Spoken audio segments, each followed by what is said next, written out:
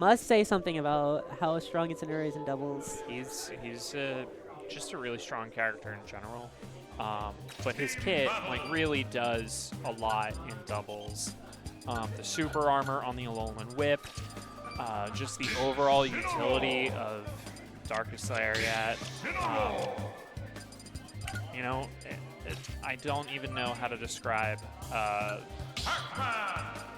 what we're seeing here. And I'm curious what... Yeah, definitely no, the pirate that, from that Tickle. makes sense.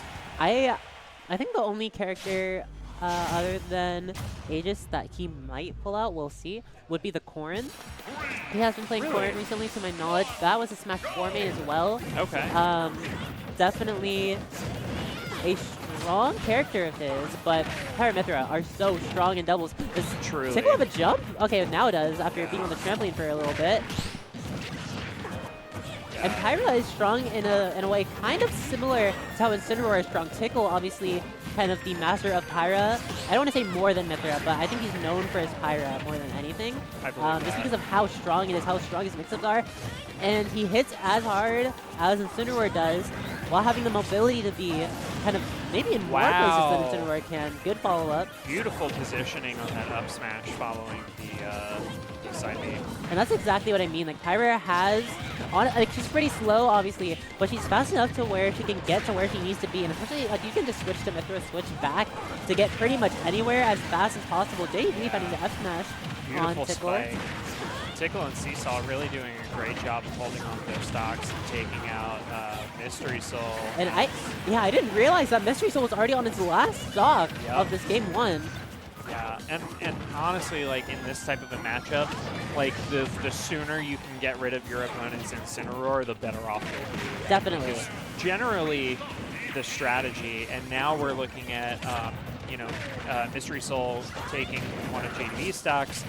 Both are on last stock here, whereas Seesaw and Tickle both still have 2 stocks and really in a very strong position. And that was a bit tragic, the way that JDV lost his stock there. The Hydrant getting hit by the Incineroar neutral B, actually taking out both a player from Red Team and Blue Team. That is a bit, or it might have been both Red Team, I'm not sure, but it took out 2 different players. Yeah, sometimes that happens, and honestly, in some instances, like, it's okay. That's really not the worst thing in the world to have happen. Other instances, you know, you definitely don't want to take your teammates' last stock. That would be terrible. Yeah, this is looking like a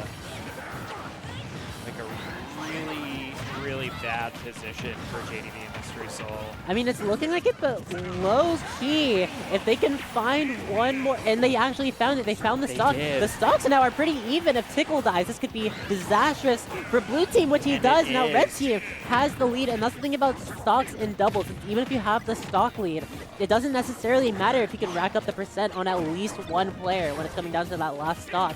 Oh yeah, and there was a little bit there where JDV and Mystery Soul were just passing Tickle back and forth, or Seesaw rather.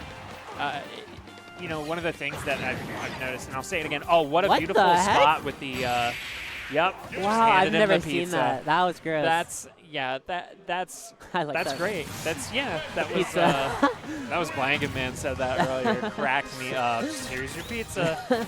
Handed it right to him. Now, that's not even the first time that we've seen Mystery Soul and JDV do that, where JDV tosses the bell at Mystery Soul, and then he uses his counter to pull off the stat boost.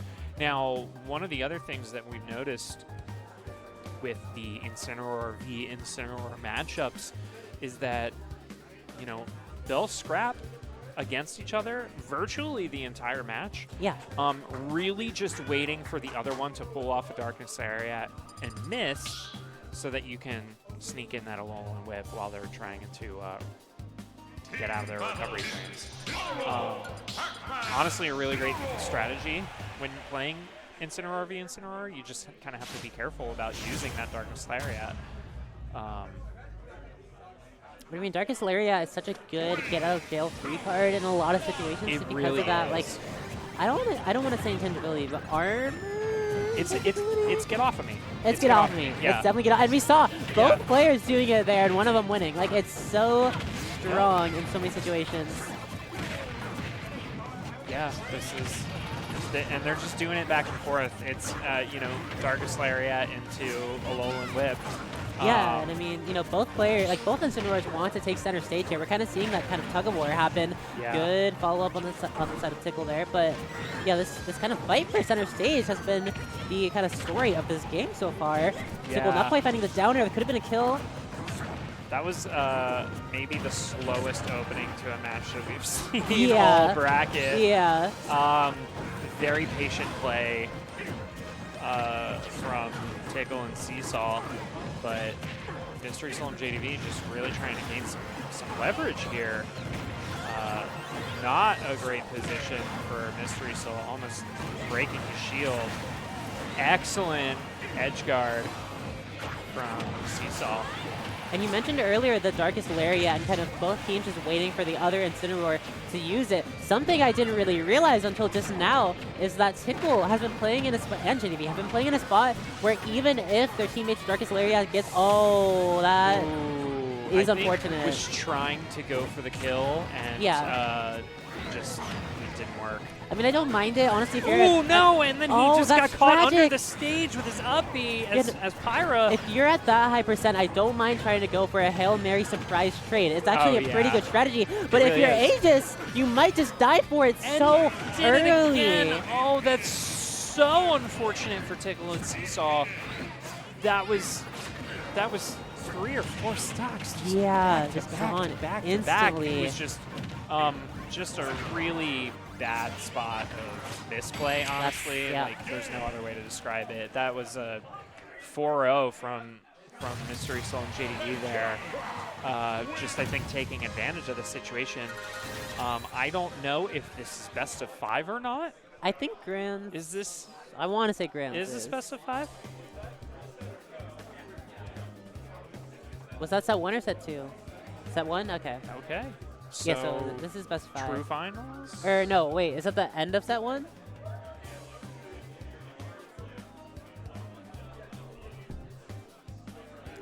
Okay, this is the reset. Okay, it is best of 3 the whole tournament. Excellent. All right.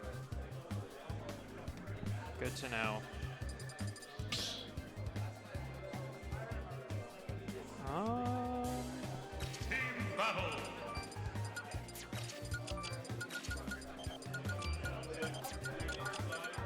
Now, what changes will Tickle and West make is my question.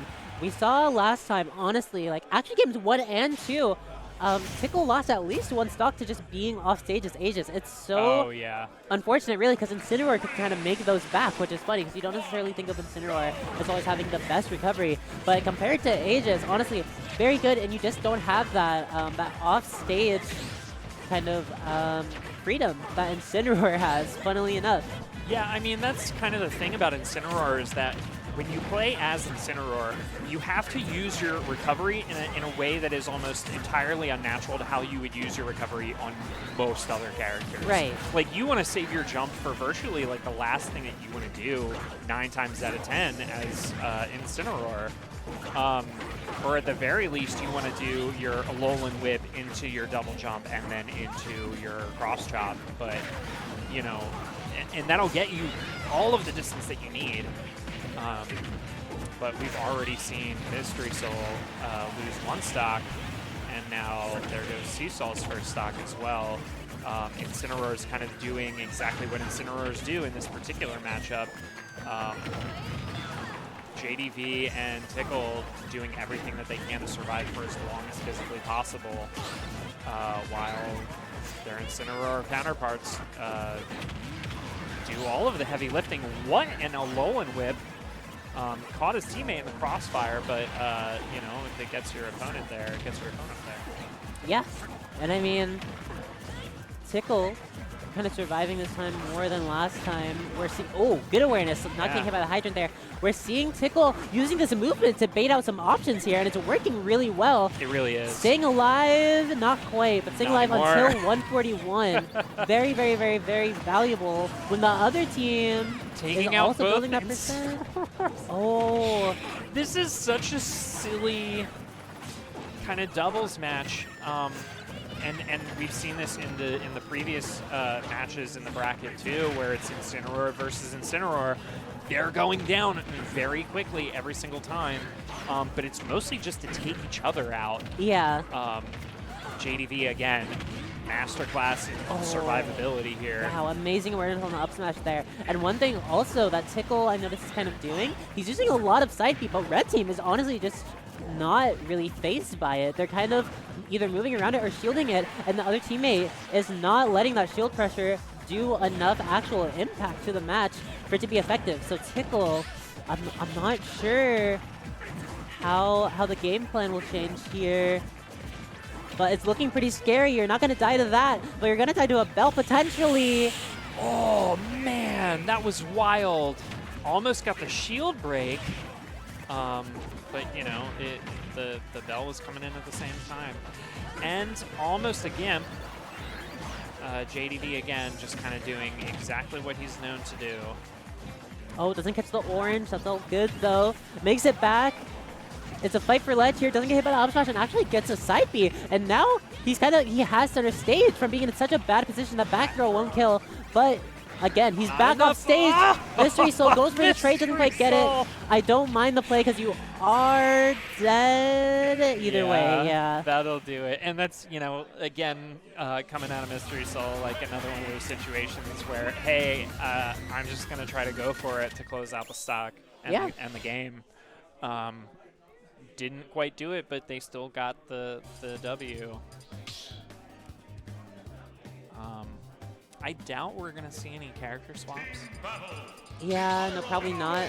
These characters are all just so strong, and these comps are so practiced. We're seeing some setups happen from both teams, really. Yeah. As far as just kind of the gimmicks, quote unquote, that Incineroar has.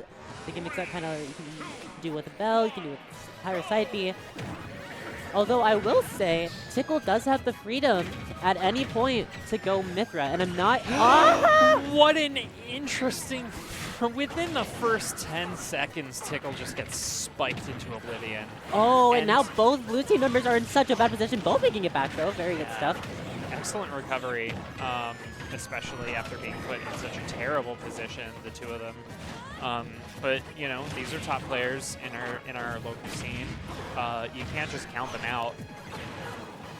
You know, Tickle though does have the freedom to go Mithra, and we haven't seen any Mithra so far. The most Mithra I've seen was just for recovery reasons, which I don't mind. I mean, obviously Mithra's recovery, I'd say better than Pyra's in some situations. It kind of just depends. But you have more freedom to side B because your opponent can pressure the ledge and make sure that they can't just get a free spike on you. That's true. That's very true. Yeah, you know, Aegis, a very strong character. The recovery not as strong. Definitely. You know, and that's one of the things that in a doubles match like this, you just kind of have to know how to take advantage of. Now, Pyra's recovery, obviously, a little more difficult to get rid of, but excellent job, Tickle, taking care of JDV's first stock. What a parry to get rid of the Dark Slayer. Yeah, just to turn around and F-smash Tickle right off the left side of the stage there. You know, that was very good stuff on JDV's part. I feel like every person in this game kind of knows how to deal with that Lariat, but you have to, especially when you're fighting so much Incineroar. There's so many Incineroars in P&W. Again, we had 3 in the top 3. 3 different Incineroars in the top 3 of this doubles bracket. So, I mean, you gotta know the counterplay. You really do. And both teams are so proficient in this anti-Incineroar attack.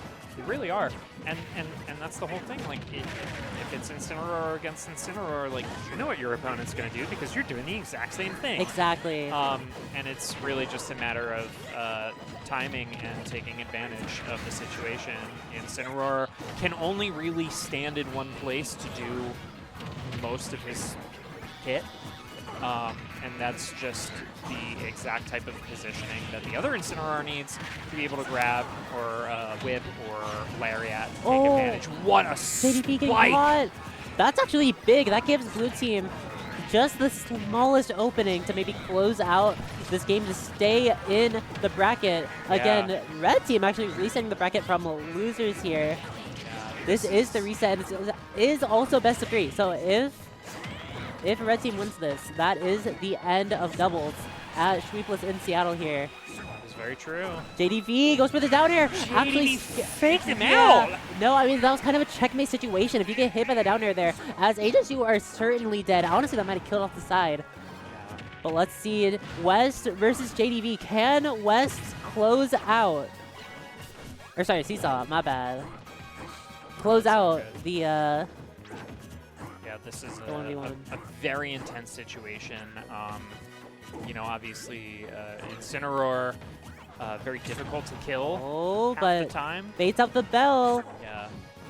Pac-Man at kill percent, honestly, from Incineroar there, looking for these options, doesn't quite get it, and we not quite killing Incineroar, a little bit too heavy. We've seen, I don't know if you watched Gommel, but Wes actually closing out against some pretty strong opponents there. I think, I want to say Seesaw and Ludo got 3rd, 4th at Gommel in doubles, so Seesaw not unfamiliar with these 1v1 situations, but neither is JDV.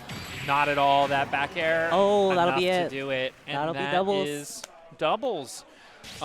Massive props to JDV and Mystery Soul, your winners of the doubles bracket here at Shweepless in Seattle. Congratulations. Congrats to them both. That was a very strong showing. I think that was what,